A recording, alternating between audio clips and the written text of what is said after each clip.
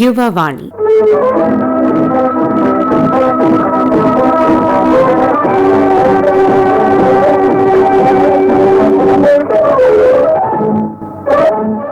Yuvavani radio guide, മത്സര പരീക്ഷകൾക്കൊരു വഴികാട്ടി.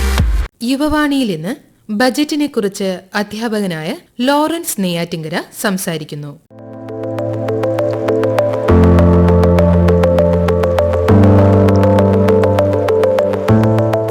നാം ഇന്ന് ചർച്ച ചെയ്യാൻ ഉദ്ദേശിക്കുന്ന ടോപ്പിക്കാണ് ബജറ്റ്.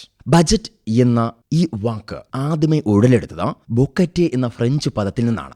ഈ ബൊക്കറ്റെ എന്ന വാക്കിന് അർത്ഥം തുകൽ സഞ്ചി എന്നാണ്. തുകൽ സഞ്ചി എന്നറിയപ്പെടുന്ന ഈ ബൊക്കറ്റെ എന്ന വാക്കിന് അർത്ഥം ഒരു വർഷത്തെ വരവ് ചെലവുകൾ കണക്കാക്കുക എന്നാണ്. അതായത് ഒരു സാമ്പത്തിക വർഷത്തിൽ വരവുകളെയും ചെലവുകളെയും കണക്കാക്കുവാനുള്ള ഒരു രേഖയായിട്ടാണ് ബജറ്റിനെ കണക്കാക്കാറ്. ഈ ബജറ്റ് ഇന്ത്യൻ ഭരണഘടനയിൽ പ്രതിപാദിക്കുന്ന ആർട്ടിക്കിൾ 112 112 ആർട്ടിക്കിൾ പ്രകാരം ബജറ്റ് എന്ന പദം ഇന്ത്യൻ കോൺസ്റ്റിറ്റ്യൂഷനിൽ പറയുന്നേ ഇല്ല. പകരം അവിടെ അറിയപ്പെടുക ആനുവൽ ഫിനാൻഷ്യൽ സ്റ്റേറ്റ്മെന്റ് എന്നാണ്. നാം സാധാരണ ബജറ്റ് എന്ന് പറയുന്നുവെങ്കിലും ഇന്ത്യൻ കോൺസ്റ്റിറ്റ്യൂഷനിലെ ബജറ്റ് എന്ന പദമില്ല. അവിടെ ആർട്ടിക്കിൾ 112 പ്രകാരം ആനുവൽ ഫിനാൻഷ്യൽ സ്റ്റേറ്റ്മെന്റ്, അതിലെ വാർഷിക ധനകാര്യ പ്രസ്താവന എന്നാണ് വിശേഷിപ്പിക്കാറ്. ബഡ്ജറ്റ് എന്ന ആശയം ഇന്ത്യയിൽ അവതരിപ്പിച്ചതാരാണ്? ഇതിൽ ആദ്യമേ ബജറ്റ് ആശയം മുന്നോട്ട് വയ്ക്കുന്നത് PC മഗലനോബിസ് എന്ന വ്യക്തിയാണ്. ഇന്ത്യൻ ബജറ്റിന്റെ പിതാവ് എന്നറിയപ്പെടുന്ന വ്യക്തിയാണ് PC മഗലനോബിസ്. അപ്പൊ നാം നിർബന്ധമായി അറിഞ്ഞിരിക്കുക ആരാണ് ജെയിംസ് വിൽസൺ ആണ്. ബ്രിട്ടീഷ് ഇന്ത്യയിൽ ആദ്യമേ ബജറ്റ് അവതരിപ്പിച്ച വ്യക്തിയാണ് ജെയിംസ് വിൽസൺ. ബ്രിട്ടീഷ് പാർലമെന്റിൽ ആദ്യമേ ബജറ്റ് അവതരിപ്പിച്ചത് 1860 ഏപ്രിൽ 7 1860 ഏപ്രിൽ 7 ബഡ്ജറ്റ് അവതരിപ്പിച്ച ഈ വ്യക്തി ബ്രിട്ടീഷ് ഇന്ത്യയിൽ ആദ്യമായി ബഡ്ജറ്റ് അവതരിപ്പിച്ച വ്യക്തി എന്ന പേരിൽ അറിയപ്പെടാം. എങ്കിൽ ഇന്ത്യയിൽ ആദ്യമായി ഒരു ബഡ്ജറ്റ് സ്വതന്ത്രപരമായി കണക്കാക്കിയത് RK ഷൺമുഖം ഷെഡ്ഡിയാണ്. RK ഷൺമുഖം ഷെഡ്ഡി ആദ്യമായി ഇന്ത്യയിൽ സ്വതന്ത്രം ലഭിച്ചതിന് ശേഷം ബഡ്ജറ്റ് അവതരിപ്പിച്ചത് 1947 നവംബർ 26 അപ്പോൾ ഇങ്ങനെ ഇന്ത്യയിൽ ബഡ്ജറ്റ് അവതരണം മുന്നോട്ട് പോവുകയാണ്. എങ്കിൽ നാം കൃത്യമായി അറിഞ്ഞിരിക്കുക 1921-26 കാലഘട്ടങ്ങൾക്കിടയിൽ ഇന്ത്യയിൽ റെയിൽവേ ബഡ്ജറ്റ്, പൊതു ബഡ്ജറ്റ് ഈ ആശയങ്ങൾ ഉടലെടുത്തു. ഇന്ത്യയിൽ ആദ്യമായി ഒരു റെയിൽവേ ബഡ്ജറ്റ് എന്ന ആശയം മുന്നോട്ട് വയ്ക്കുന്നത് 1924 ആക്ക് വർത്ത് കമ്മീഷൻ ശുപാർശ പ്രകാരം. കമ്മീഷന്റെ പേര് ശ്രദ്ധിക്കുക, ആക്ക് വർത്ത് കമ്മീഷന്റെ ശുപാർശ പ്രകാരമാണ് ഇന്ത്യയിൽ റെയിൽവേ ബഡ്ജറ്റ് എന്ന ആശയം മുന്നോട്ട് വരികയും ആദ്യമായി 1924 ഒരു റെയിൽവേ ബഡ്ജറ്റ് അവതരിപ്പിക്കുക. അപ്പോൾ നാം നിർബന്ധമായി അറിഞ്ഞിരിക്കുക റെയിൽവേ ബഡ്ജറ്റ് അവതരിപ്പിക്കുന്നത് ആരാണ്? കേന്ദ്ര റെയിൽവേ വകുപ്പ് മന്ത്രിയാണ്. പൊതു ബഡ്ജറ്റ് അവതരിപ്പിക്കുന്നത് ആരാണ്? കേന്ദ്ര ധനമന്ത്രിയാണ്. ക്ലിയർ ആണെന്ന് വിശ്വസിക്കുകയാണ്. അപ്പൊ സാർ, റിപ്പബ്ലിക്കൻ ഇന്ത്യയിൽ ആദ്യമായി ആരാണ് ബഡ്ജറ്റ് അവതരിപ്പിച്ചത്? റിപ്പബ്ലിക്കൻ ഇന്ത്യയിൽ ആദ്യമായി ബഡ്ജറ്റ് അവതരിപ്പിച്ചത് ജോൺ മത്തായിയാണ്. ഒരു മലയാളിയാണ് പുള്ളിക്കാരൻ. ഓക്കെ, ജോൺ മത്തായി എന്ന വ്യക്തിയാണ് റിപ്പബ്ലിക്കൻ ഇന്ത്യയിൽ ആദ്യമായി ബഡ്ജറ്റ് അവതരിപ്പിച്ചത്. അപ്പൊ നമുക്ക് 4 ചോദ്യങ്ങൾ നമുക്ക് ഓർത്തെടുക്കാം. ബ്രിട്ടീഷ് ഇന്ത്യയിൽ ആദ്യമായി ബഡ്ജറ്റ് അവതരിപ്പിക്കുന്ന വ്യക്തിയാണ് ജെയിംസ് വിൽസൺ. 1860 ഏപ്രിൽ 7 ബ്രിട്ടീഷ് പാർലമെന്റിൽ. ഇന്ത്യൻ ബഡ്ജറ്റിന്റെ പിതാവ് PC മഗലനോബിസ് ആണ്. സ്വതന്ത്ര ഇന്ത്യയിൽ ആദ്യമായി ബജറ്റ് അവതരിപ്പിച്ചത് RK ഷൺമുഖം ഷെഡ്ഡി 1947 നവംബർ 26. റിപ്പബ്ലിക്കൻ ഇന്ത്യയിൽ ആദ്യമായി ബജറ്റ് അവതരിപ്പിച്ചത് 1951 വ്യക്തിയുടെ പേര് ജോൺ മത്തായി. അപ്പോൾ ഇന്ത്യയിൽ ബജറ്റ് അവതരിപ്പിച്ചു കൊണ്ടിരുന്നത് സാധാരണ ഫെബ്രുവരി അവസാന പ്രവൃത്തി ദിവസങ്ങളിലായിരുന്നു. ഫെബ്രുവരി അവസാന പ്രവൃത്തി ദിവസം എന്നാൽ ഫെബ്രുവരി 29 ആകാം, ഫെബ്രുവരി 28 ആകാം, ഫെബ്രുവരി 27 ആകാം. എന്തുകൊണ്ടെന്നാൽ അതിവർഷം വരുന്ന ദിവസങ്ങളിൽ ഫെബ്രുവരി 29 ഒരു പ്രവൃത്തി ദിവസമായാൽ അന്ന് ബജറ്റ് അവതരിപ്പിക്കാം. അല്ല എങ്കിൽ ഫെബ്രുവരി അവസാന പ്രവൃത്തി ദിവസമായ ഫെബ്രുവരി 28 അവതരിപ്പിക്കാം. ഫെബ്രുവരി 28 ഒരു പ്രവൃത്തി ദിവസം അല്ലെങ്കിൽ ഫെബ്രുവരി 29 അവതരിപ്പിക്കാം. പക്ഷേ 2017 ശേഷം ഇപ്പോ ബജറ്റ് അവതരിപ്പിക്കുന്നത് ഫെബ്രുവരി ആദ്യ പ്രവൃത്തി ദിവസമാണ്, ഫെബ്രുവരി 1. നിർബന്ധമായി അത് കൂട്ടുകാർ അറിഞ്ഞിരിക്കുക. ഫെബ്രുവരി 1 നിലവിലെ ബജറ്റ് അവതരണ ദിവസം. ഓക്കെ, ഒരു സാമ്പത്തിക വർഷം എന്നാൽ ഏപ്രിൽ 1 to മാർച്ച് 31 ഈ ബജറ്റ് കണക്കാക്കുന്നത്. 3 വർഷങ്ങളായിരിക്കും ഇതിൽ പ്രതിപാദിക്കുക. 3 വർഷം എന്നല്ല, budget estimate from coming year, budget estimate from current year, budget estimate from coming year, budget estimate from current year, അതോടൊപ്പം revised estimate from current year. സെറ്റാണ്. ഇപ്പോൾ ഞാൻ 3 ഇയർ പറഞ്ഞു, പക്ഷേ 2 ഇയർ ഇവിടെ സൂചിപ്പിച്ചിട്ടുള്ളൂ. Budget estimate from coming year, budget estimate from current year, revised estimate from current year. കണ്ടോ, 2 വർഷം പറഞ്ഞുള്ളൂ, കമ്മിങ് ഇയറും കറണ്ട് ഇയറും. അപ്പൊ ഇനി എന്തു പറയാ, നിർബന്ധമായി അറിഞ്ഞിരിക്കണം പ്രീവിയസ് ഇയർ നമുക്ക് പഠിക്കണമോ? ഉണ്ട്. Actual estimate from previous year. അപ്പൊ 3 ഇയറായി, കമ്മിങ് ഇയറായി, കറണ്ട് ഇയറായി, പ്രീവിയസ് ഇയറായി. ഒരു കാര്യം മനസ്സിലാക്കുക, നിർബന്ധമായി മനസ്സിലാക്കി വെച്ചിരിക്കുക, ഒരു ബഡ്ജറ്റ് അവതരിപ്പിക്കുമ്പോൾ കമ്മിങ് ഇയർ വരാൻ പോകുന്ന വർഷവും കറണ്ട് ഇയർ നടപ്പ് വർഷവും അല്ലെങ്കിൽ തന്നാണ്ടത്തെ വർഷം, ചോദ്യപേപ്പറിൽ തന്നാണ്ട് വർഷം എന്ന് കാണും. തന്നാണ്ട് വർഷം എന്നാൽ നടപ്പ് വർഷം, ഇപ്പോഴത്തെ വർഷം. അതോടൊപ്പം പ്രീവിയസ് ഇയർ കഴിഞ്ഞ വർഷം. ഈ 3 വർഷത്തെയും സാമ്പത്തിക വിവരങ്ങളെ കൃത്യമായി രേഖപ്പെടുത്തുന്ന ഒരു രേഖയാണ് ഇത് ബജറ്റ്. സെറ്റാണെന്ന് വിശ്വസിക്കുകയാണ്. കഴിഞ്ഞ വർഷം എന്ത് സാമ്പത്തിക ക്രമങ്ങളാണ്, സാമ്പത്തിക പ്രവർത്തനങ്ങളാണ് നടന്നെന്ന് കൃത്യമായി മനസ്സിലാക്കുന്നതിനായുള്ള ഒരു ആക്ച്വൽ റിപ്പോർട്ട് തയ്യാറാക്കിയിരിക്കും. നിലവിൽ തീരുമാനിച്ച വിഷയങ്ങൾ അതിൽ തയ്യാറാക്കിയിരിക്കും. വരാൻ പോകുന്ന വർഷത്തെ സാധ്യതകളെയും എന്ത് ചെയ്യും ഇതിൽ കൃത്യമായി രേഖപ്പെടുത്തിയിരിക്കും. ഇവ 3 ചേരുമ്പോഴാണ് ഒരു ബജറ്റ് പൂർത്തീകരിക്കുക. ഈ ബജറ്റ് തയ്യാറാക്കുമ്പോൾ ആ ബജറ്റ് ആരായിരിക്കും കൃത്യമായി തയ്യാറാക്കി മുന്നോട്ട് അവതരിപ്പിക്കുക എന്നാൽ എപ്പോഴും ബജറ്റ് അവതരിപ്പിക്കുന്നത് ധനമന്ത്രിയാണ്. ഏറ്റവും ലാറ്റസ്റ്റ് ബഡ്ജറ്റ് അവതരിപ്പിച്ചത് നിർമ്മല സീതാരാമൻ. കാരണം നിലവിൽ നമ്മുടെ കേന്ദ്ര ധനകാര്യ വകുപ്പ് മന്ത്രിയാണ് നിർമ്മല സീതാരാമൻ. 2025-26 ബഡ്ജറ്റായിരുന്നു ഏറ്റവും ലാറ്റസ്റ്റ് ബഡ്ജറ്റ്. അപ്പോൾ നമ്മൾ മനസ്സിലാക്കേണ്ടത് ഈ ബഡ്ജറ്റ് അവതരിപ്പിക്കുന്നത് ധനമന്ത്രിയാന്ന് പറഞ്ഞു. പ്രിപ്പയർ ചെയ്യുന്നത് ആരാണ്?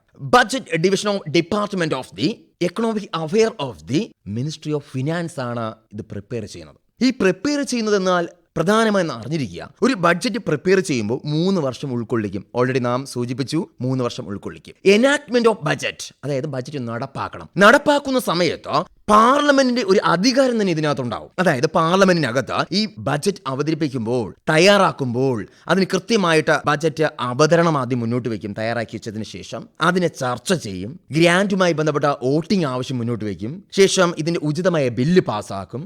ശേഷം ഇതിന്റെ ധനബില്ല് പാസ്സാക്കും. ഈ ബില്ലുകളെല്ലാം പാസ്സാക്കി വയ്ക്കുമ്പോൾ അത് പൂർത്തീകരിക്കപ്പെടുന്നു എന്ന രീതിയിൽ ഒരു ബജറ്റ് അവിടെ എത്തും. ശേഷം ഇതിന് വീണ്ടും ഈ ഉചിതമായ ബില്ലും ധനബില്ലും ലോകസഭയിൽ ചർച്ചയ്ക്ക് വയ്ക്കും. ലോകസഭയിൽ അംഗീകാരം ലഭിച്ചു കഴിഞ്ഞാൽ അത് രാജ്യസഭയിലേക്ക് പോകും. രാജ്യസഭയുടെ അംഗീകാരം കിട്ടുമ്പോൾ അത് വീണ്ടും ഒരു സൈൻ ആവശ്യകത മുന്നോട്ട് വയ്ക്കും. അത് രാഷ്ട്രപതിയാണ്. രാഷ്ട്രപതിയുടെ സൈൻ കഴിയുമ്പോഴാണ് അത് ബജറ്റായി മാറുക. ഇങ്ങനെയാണ് ഒരു ബജറ്റ് രൂപീകൃതമാവുക. ഈ ബജറ്റ് നടപ്പാക്കുന്നതോടൊപ്പം തന്നെ ബജറ്റ് നിർവഹണവുമുണ്ട്, സ്ട്രക്ചറിൽ. ഈ ബജറ്റ് നിർവഹണം എന്നാൽ ഗ്രാന്റ് ആർക്കാണോ ആവശ്യപ്പെട്ടത് അവർക്ക് കൊടുക്കുമ്പോൾ ആ ഫണ്ട് ആരാണ് വാങ്ങേണ്ടത്, എങ്ങനെയാണ് കൊടുക്കേണ്ടത്, ഇതിൽ നിയമമനുസരിച്ചോ മുന്നേ ബജറ്റിൽ പറയുന്ന അനുസരിച്ചോ ഫണ്ടിനപ്പുറം പോകാനും പാടില്ല എന്ന നിയമം തന്നെയുണ്ട്. ശേഷം ഏറ്റവും പ്രധാനമായി അറിഞ്ഞിരിക്കുക, ഈ ബജറ്റിൽ പാർലമെന്റിന് നിക്ഷിപ്തമായ ഒരു പ്രധാന അധികാരമുണ്ട്. അതായത് ബജറ്റുമായി ബന്ധപ്പെട്ട ഫണ്ട് കൺട്രോൾ ചെയ്യുന്ന അധികാരം പാർലമെന്റിനാണ്. അതിനെ പാർലമെന്റ് ചില കമ്മിറ്റീസ് മുന്നോട്ട് വയ്ക്കും. അതിൽ ഒന്ന് ഏറ്റവും പ്രധാനമായ 2025 ഒരു ചോദ്യമാണ് PSCയുടേത്,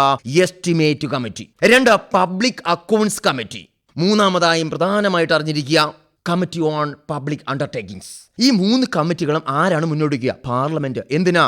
നമ്മുടെ ബഡ്ജറ്റിലെ ഫണ്ട് കൃത്യമായിട്ട് കൈകാര്യം ചെയ്യുന്നതിനും സംരക്ഷിക്കുവാനും. അപ്പോൾ നമുക്ക് മനസ്സിലാക്കാം ബഡ്ജറ്റിലെ പ്രധാന അക്കൗണ്ട്സ് ഏതൊക്കെയാണ്. ഒരു ബഡ്ജറ്റ് അവതരിപ്പിക്കുമ്പോൾ അതിൽ ആ ബഡ്ജറ്റുമായി ബേസ് ചെയ്തിട്ടുള്ള ഫണ്ടുകളെ കൈകാര്യം ചെയ്യാൻ പ്രധാനമായ അക്കൗണ്ട്സ് ഏതൊക്കെയാണെന്നാൽ, ഒന്ന് കൺസോളിഡേറ്റഡ് ഫണ്ട് ഓഫ് ഇന്ത്യ, മറ്റൊന്ന് കണ്ടിജൻസി ഫണ്ട് ഓഫ് ഇന്ത്യ, മറ്റൊന്ന് പബ്ലിക് അക്കൗണ്ട്സ്. 3 ഏതൊക്കെയാ പറഞ്ഞു വെച്ചു? Consolidated fund of India, contingency fund of India, public accounts. ഇതിലെ കൺസോളിഡേറ്റഡ് ഫണ്ട് ഓഫ് ഇന്ത്യയെ കുറിച്ച് പ്രതിപാദിക്കുന്ന ഇന്ത്യൻ ഭരണഘടനയിലെ ആർട്ടിക്കിൾ 266 ക്ലോസ് 1. പബ്ലിക് അക്കൗണ്ട്സിനെ കുറിച്ച് പ്രതിപാദിക്കുന്ന ഭരണഘടനയിലെ ആർട്ടിക്കിൾ 266 ക്ലോസ് 2. കണ്ടിജൻസി ഫണ്ടിനെ കുറിച്ച് പ്രതിപാദിക്കുന്ന ആർട്ടിക്കിൾ 267 ക്ലോസ് 2. ക്ലിയർ ആണെന്ന് വിശ്വസിക്കുകയാണ്. അപ്പോൾ ഏറ്റവും ബഡ്ജറ്റ് മെയിൻ ഫണ്ട് ഏതാ? കൺസോളിഡേറ്റഡ് ഫണ്ട് ഓഫ് ഇന്ത്യയാണ്. ഇതിലെ ഫണ്ടുകരമായ കാര്യങ്ങളൊക്കെ, ഓഡിറ്റ് കാര്യങ്ങളൊക്കെ കൈകാര്യം ചെയ്യുന്നത് ആരാണ്? CAG ആയിരിക്കും. ഇന്ത്യയുടെ CAG, ഇന്ത്യയുടെ കൺട്രോളർ ആൻഡ് ഓഡിറ്റർ ജനറൽ ആയിരിക്കും. നിലവിൽ ഇന്ത്യയുടെ CAG ആര്? K. സഞ്ജയ് മൂർത്തി. അപ്പോൾ ഇന്ത്യയുടെ ആദ്യത്തെ CAG ആര്? വി നരഹരി റാവു. PSC ചോദിച്ചിട്ടുണ്ടോ? ബ്രിട്ടീഷ് ഇന്ത്യയിലെ ആദ്യത്തെ CAG ആര്? Edmund Drummond. എങ്കിൽ ഇന്ത്യയുടെ ആദ്യത്തേത് ആര്? വി നരഹരി റാവു. ഇന്ത്യയുടെ നിലവിലെ CAG ആര്? K. സഞ്ജയ് മൂർത്തിയാണ്. അപ്പോൾ CAG ആണ് കൺസോളിഡേറ്റഡ് ഫണ്ട് ഓഫ് ഇന്ത്യയുമായി ബന്ധപ്പെടുന്ന കണക്കുകളെ ഓഡിറ്റ് ചെയ്യുന്നത്. ഒരു സുനാമി വന്നാൽ, ഒരു പ്രളയം വന്നു കഴിഞ്ഞാൽ പെട്ടെന്ന് അതുമായി ബന്ധപ്പെട്ട ഫണ്ട് കൈകാര്യം ചെയ്യാൻ വേണ്ടിയിട്ട് എവിടെയാണ് മുന്നോട്ട് പോകേണ്ടത് എന്നാൽ അത് കണ്ടിജൻസി ഫണ്ടിൽ നിന്നാണ്. പെൻഷൻ, മറ്റു പ്രധാനപ്പെട്ട പൊതുജനങ്ങൾക്ക് ആവശ്യമായി വരുന്ന കാര്യങ്ങളെല്ലാം കൈകാര്യം ചെയ്യാൻ വേണ്ടിയിട്ട് പ്രധാനമായും നാം കൈകാര്യം ചെയ്യുന്ന പബ്ലിക് അക്കൗണ്ട്സ് ആണ്. പൊതുജനങ്ങളുടെ പണമാണ് അവിടെ കിടക്കുക. അപ്പോൾ നമുക്ക് മനസ്സിലാകാം, ഈ ബജറ്റ് എന്നത് വരവും ചെലവും എന്നാൽ ഇൻകവും എക്സ്പെൻഡിച്ചറും. ഇത് രണ്ടും കയറുമ്പോൾ മാത്രമേ നമുക്ക് അതെന്ത് പറയാൻ സാധിക്കുള്ളൂ? ബജറ്റ് എന്ന് പറയാൻ സാധിക്കുള്ളൂ. ഈ ചെലവ് അടിസ്ഥാനത്തിൽ റവന്യൂ എക്സ്പെൻഡിച്ചർ എന്നും ക്യാപിറ്റൽ എക്സ്പെൻഡിച്ചർ എന്നും പ്രധാനമായി നമുക്ക് സൂചിപ്പിക്കാം. വരവടിസ്ഥാനത്തിൽ റവന്യൂ റെസീപ്റ്റ്സ് എന്നും ക്യാപിറ്റൽ റെസീപ്റ്റ്സ് എന്നും രണ്ടായി വേർതിരിക്കാം. അപ്പോൾ റവന്യൂ റെസീപ്റ്റ്സും റവന്യൂ എക്സ്പെൻഡിച്ചറും വന്നാൽ അത് റവന്യൂ ബഡ്ജറ്റ് എന്ന് പറയാം. സിമ്പിളാണ്. എന്താണ് റവന്യൂ ബഡ്ജറ്റ് എന്നാൽ റവന്യൂ റെസീപ്റ്റ്സും റവന്യൂ എക്സ്പെൻഡിച്ചറും ഉണ്ട് എങ്കിൽ മാത്രമേ എന്തുണ്ടാകാൻ സാധിക്കുള്ളൂ? റവന്യൂ ബഡ്ജറ്റ് വരുള്ളൂ. ഞാൻ ഓൾറെഡി പറഞ്ഞു, വരവും ചെലവും കണക്കാക്കുന്ന രേഖയാണ് ബഡ്ജറ്റ്. അത് റെസീപ്റ്റ്സ് എന്ന് ഉദ്ദേശിക്കുന്നത് വരവാണ്, റെസീപ്റ്റ് വരവാണ്. ഓക്കെ, അപ്പൊ റവന്യൂ റെസീപ്റ്റ്, എക്സ്പെൻഡിച്ചർ എന്നാൽ ചെലവല്ലേ, റവന്യൂ എക്സ്പെൻഡിച്ചർ, ഇത് രണ്ടും കൂടെ കണക്കാക്കുമ്പോൾ നമുക്ക് റവന്യൂ ബഡ്ജറ്റ് കിട്ടും. എങ്കിൽ എന്താണ് ക്യാപിറ്റൽ ബഡ്ജറ്റ്? ക്യാപിറ്റൽ മൂലധന ബഡ്ജറ്റ് എന്നാൽ മൂലധന വരവും മൂലധന ചെലവും വരുമ്പോൾ മൂലധന ബഡ്ജറ്റ് മനസ്സിലാക്കാം. അതായത് ക്യാപിറ്റൽ റെസീപ്റ്റ്സും ക്യാപിറ്റൽ എക്സ്പെൻഡിച്ചറും കൂടെ കണക്കാക്കുമ്പോൾ നമുക്ക് കിട്ടുന്ന ബഡ്ജറ്റാണ് ഏതാ? Capital budget. സെറ്റാണെന്ന് വിശ്വസിക്കുകയാണ്. എങ്കിൽ എന്താണ് റവന്യൂ? റവന്യൂ എന്നാൽ സർക്കാരിന് ബാധ്യത ഇല്ലാതെ ഉണ്ടാകുന്ന വരുമാനമാണ് ഇത് റവന്യൂ ഇൻകം എന്ന് പറയുക. ഓക്കെ അല്ലേ? റവന്യൂ ഇൻകം എന്നാൽ സർക്കാരിന് ബാധ്യത ഉണ്ടാകാതെ വന്നു ചേരുന്ന വരവാണ് ഇത് റവന്യൂ ഇൻകം എന്ന് പറയുക. നമുക്ക് പ്രധാനമായിട്ടും ടാക്സ് ഡയറക്റ്റ് എന്നും ഇൻഡയറക്റ്റ് എന്നും രണ്ടായി വേർതിരിക്കാം. ശരിയല്ലേ? ഞാനിവിടെ റവന്യൂ ഇൻകം എന്ന് പറഞ്ഞു. ഈ റവന്യൂ ഇൻകം രണ്ടായി വേർതിരിക്കാം. റവന്യൂ ഇൻകത്തെ ടാക്സിൽ നിന്നും കിട്ടും, ടാക്സ് ഇതരവും കിട്ടും. ടാക്സ് റവന്യൂ ഉണ്ട്, നോൺ ടാക്സ് റവന്യൂ ഉണ്ട്. ടാക്സ് റവന്യൂ എന്നാൽ ടാക്സിൽ നിന്ന് ലഭിക്കുന്ന ബാധ്യതയില്ലാതെയുള്ള വരുമാനം സർക്കാരിൻ്റെത്. നോൺ ടാക്സ് റവന്യൂ എന്നാൽ ടാക്സ് അല്ലാതെയുള്ള സർക്കാരിന് ബാധ്യത ഉണ്ടാകാതെ വരുന്ന വരുമാനം. ഈ ടാക്സ് റവന്യൂ എന്നാൽ അത് ഡയറക്റ്റ് ടാക്സിൽ നിന്നും ലഭിക്കാം, ഇൻഡയറക്റ്റ് ടാക്സിൽ നിന്നും ലഭിക്കാം. ഡയറക്റ്റ് ടാക്സിൽ നിന്നും ഇൻഡയറക്റ്റ് ടാക്സിൽ നിന്നും വന്നു ചേരുന്ന വരുമാനമാണ് നാം പൊതുവെ എന്ന് പറയാം റവന്യൂ ഇൻകം എന്ന് പറയാം. എങ്കിൽ അതോടൊപ്പം തന്നെ ഈ നോൺ ടാക്സ് റവന്യൂ നിന്നും വന്നു ചേരുന്ന വരുമാനം, ലാഭം, പെനാൽറ്റി, ഫൈൻ, ഗ്രാൻറ്റ്, ഇങ്ങനെ വന്നു ചേരുന്ന വരുമാനങ്ങളെല്ലാം എവിടെ നമുക്ക് കൂടി ചേർക്കാം? നോൺ ടാക്സ് റവന്യൂ നിന്ന്. ഈ ടാക്സ്, നോൺ ടാക്സ് റവന്യൂ ഇതെല്ലാം ചേരുമ്പോഴാണ് റവന്യൂ ഇൻകമായി മാറുക നമുക്ക്. ഓക്കെ, അപ്പോൾ നമുക്ക് മനസ്സിലാക്കാൻ സാധിക്കുന്നു റവന്യൂ ഇൻകം, റവന്യൂ എക്സ്പെൻഡിച്ചർ എന്നിവ തമ്മിൽ നമ്മൾ മനസ്സിലാക്കുമ്പോൾ നമുക്ക് എന്ത് ബഡ്ജറ്റ് മനസ്സിലാക്കാം? റവന്യൂ ബഡ്ജറ്റ് മനസ്സിലാക്കാം. 2025 PSCയുടെ ഒരു പ്രീവിയസ് ചോദ്യമാണ്. എങ്കിൽ ക്യാപിറ്റൽ ബഡ്ജറ്റ് ചോദിക്കുകയാണെങ്കിൽ ക്യാപിറ്റൽ റെസീപ്റ്റ്സും ക്യാപിറ്റൽ എക്സ്പെൻഡിച്ചറും കൂടി ചേരുമ്പോൾ നമുക്ക് ക്യാപിറ്റൽ ബഡ്ജറ്റ് മനസ്സിലാക്കാൻ സാധിക്കും. ഓക്കെ ആണെന്ന് വിശ്വസിക്കുകയാണ്. അപ്പോ 2025-26 യൂണിയൻ ബഡ്ജറ്റ് നിർമ്മല സീതാരാമൻ അവതരിപ്പിച്ചല്ലോ. എത്ര സമയം കൊണ്ടാണ് അവതരിപ്പിച്ചത്? നിർമ്മല സീതാരാമൻ ഞാൻ മുന്നേ പറഞ്ഞതുപോലെ 2024-25 ബഡ്ജറ്റ് അവതരിപ്പിച്ചതും 2025-26 ബഡ്ജറ്റ് അവതരിപ്പിച്ചതും ആര് തന്നെയാണ്? നിർമ്മല സീതാരാമൻ. ശ്രീമതി നിർമ്മല സീതാരാമൻ തുടർച്ചയായി 8ാമത്തെ ബഡ്ജറ്റാണ് 2025-26 അവതരിപ്പിച്ചത്. തുടർച്ചയായി 8ാമത്തെ ബഡ്ജറ്റ്. ഓർക്കുക, ഏറ്റവും കൂടുതൽ തവണ ബഡ്ജറ്റ് അവതരിപ്പിച്ചത് ആര്? മൊറാർജി ദേശായി. ഏറ്റവും കൂടുതൽ തവണ ബഡ്ജറ്റ് അവതരിപ്പിച്ചത് മൊറാർജി ദേശായി, 10 തവണ അവതരിപ്പിച്ചു. എങ്കിൽ ഏറ്റവും കൂടുതൽ തവണ തുടർച്ചയായി ബഡ്ജറ്റ് അവതരിപ്പിച്ചത് ശ്രീമതി നിർമ്മല സീതാരാമനാണ്. എങ്കിൽ ഇതിൽ ആദ്യമേ ഇടക്കാല ബഡ്ജറ്റ് അവതരിപ്പിച്ചത് ആരാ? ലിയാഖത്ത് അലി ഖാൻ. ലിയാഖത്ത് അലി ഖാൻ. എങ്കിൽ നമ്മുടെ ചോദ്യത്തിലേക്ക് വരാം. നിലവിൽ 2025-26 യൂണിയൻ ബഡ്ജറ്റ് ശ്രീമതി നിർമ്മല സീതാരാമൻ 1 മണിക്കൂറും 14 മിനിറ്റും കൊണ്ടാണ് അവതരിപ്പിച്ചത്. 1 മണിക്കൂറും 14 മിനിറ്റും. എങ്കിൽ ഇതിൽ ഏറ്റവും കൂടുതൽ സമയം ബഡ്ജറ്റ് പ്രസംഗം അവതരിപ്പിച്ചത് ആര്? അതും ശ്രീമതി നിർമ്മല സീതാരാമൻ തന്നെയാണ്. 2020-21 യൂണിയൻ ബഡ്ജറ്റിൽ ഓർക്കുക, ഏറ്റവും കൂടുതൽ സമയം ബഡ്ജറ്റ് പ്രസംഗം. ഓക്കെ, 2 മണിക്കൂർ 40 മിനിറ്റ് വരെ പുള്ളിക്കാരി ബഡ്ജറ്റ് അവതരിപ്പിച്ചിട്ടുണ്ടായിരുന്നു. എങ്കിൽ നമുക്ക് തിരിച്ചു വരാം. 2025-26 യൂണിയൻ ബഡ്ജറ്റിൽ നിർമ്മല സീതാരാമൻ ഒരു പ്രധാന ആശയം മുന്നോട്ട് വെച്ചു, സബ്കാ വികാസ്. 2047 കൂടി രാജ്യം സബ്കാ വികാസ് നേടും, എല്ലാവരെയും ഉൾക്കൊള്ളിച്ചുകൊണ്ടുള്ള ഒരു പുരോഗതി നേടും. അതിനായി കാർഷിക മേഖലയെ കൂട്ടിയിണക്കും, MSME കൂട്ടിയിണക്കും, ഇൻവെസ്റ്റ്മെന്റ് കൂട്ടിയിണക്കും. അതായത് MSME എന്നാൽ മൈക്രോ സ്മോൾ മീഡിയം എന്റർപ്രൈസസ്. ഓർക്കുക, ഏറ്റവും പ്രധാനമായും കാർഷിക മേഖലയെ പ്രോത്സാഹനം നൽകുമെന്നും പറയുകയുണ്ടായി. ഇവർ കൂട്ടിയിണക്കിക്കൊണ്ട് 2047 കൂടി ഒരു സാമ്പത്തിക പുരോഗതി സൃഷ്ടിക്കപ്പെടും എന്നായിരുന്നു നിർമ്മല സീതാരാമൻ മുന്നോട്ട് വെച്ച ആശയം. ഓക്കെ, സബ്കാ വികാസ് ഇമ്പോർട്ടൻ്റ് ആണേ. എങ്കിൽ ഈ ബഡ്ജറ്റിൽ ചില വരവുകളും ചില ചെലവുകളും നിർമ്മല സീതാരാമൻ മുന്നോട്ട് വെച്ചു. ഒരു ബഡ്ജറ്റ് പറയുമ്പോൾ വരവും ചെലവും പറയണമല്ലോ. അതായത് 1 രൂപയിൽ 24 പൈസ എന്തിനു വേണ്ടി ചെലവായി, 1 രൂപയിൽ 20 പൈസ എന്തിനു വേണ്ടി വന്നു ചേർന്നു. പ്രധാനമായിട്ടും 1 രൂപ കോയിനിൽ നമുക്ക് പോകുന്നതും വരുന്നതും കൃത്യമായിട്ടും ഒരു ബഡ്ജറ്റിൽ പറയേണ്ടി വരും. ഇത് ശതമാനത്തിൽ പറഞ്ഞാൽ 100% എന്ന ലെവലാണ് കാൽക്കുലേറ്റ് ചെയ്ത് പറയുക. ഞാനിവിടെ ശതമാനത്തിൽ പറയാം.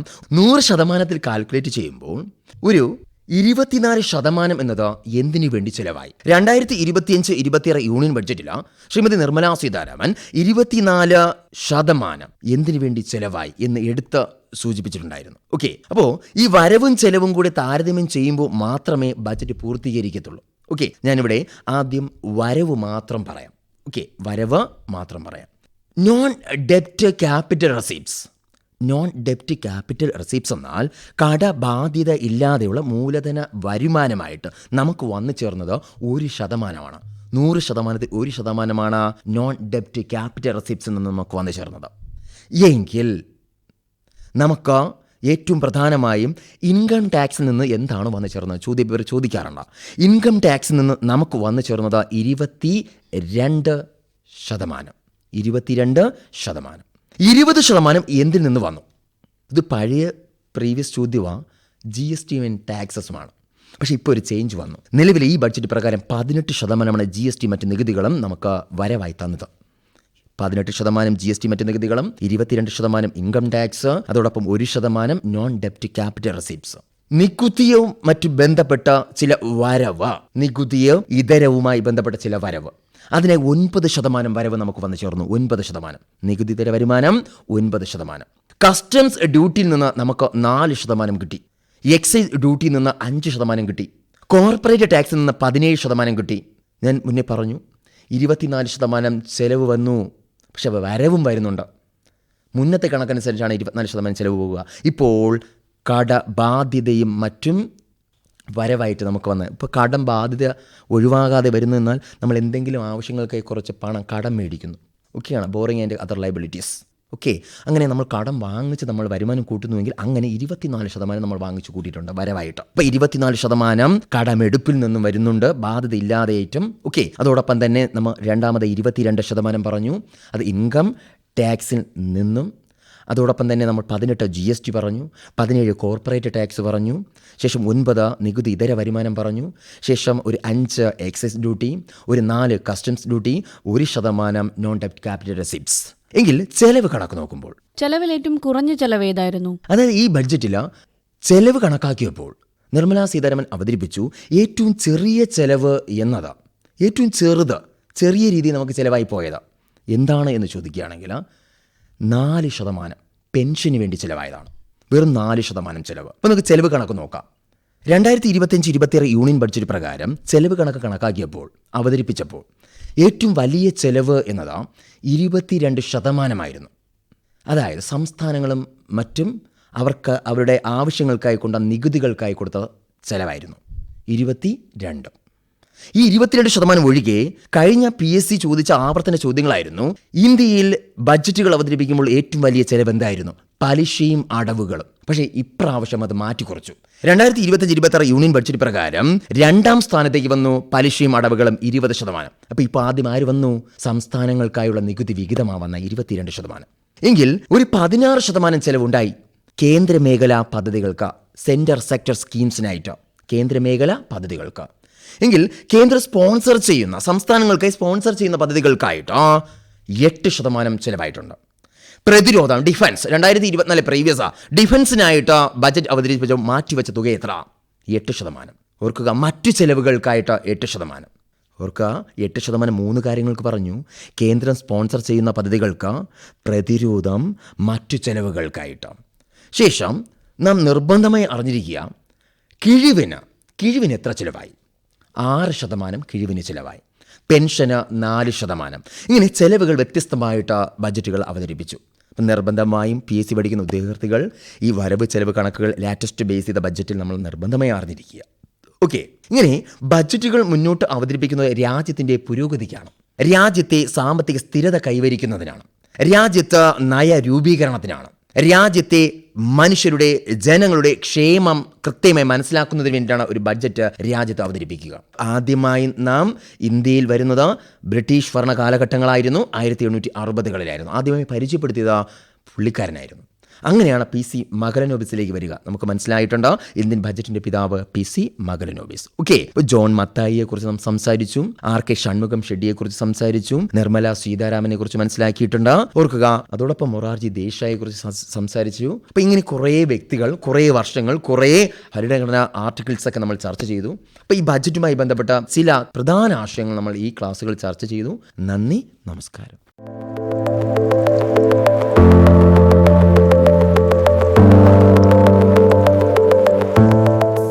ഇതുവരെ കേട്ടത് ബജറ്റിനെ കുറിച്ച് അധ്യാപകനായ ലോറൻസ് നെയ്യാറ്റിക്കര സംസാരിച്ചത്. ഒപ്പം ഹരിത രാജ്.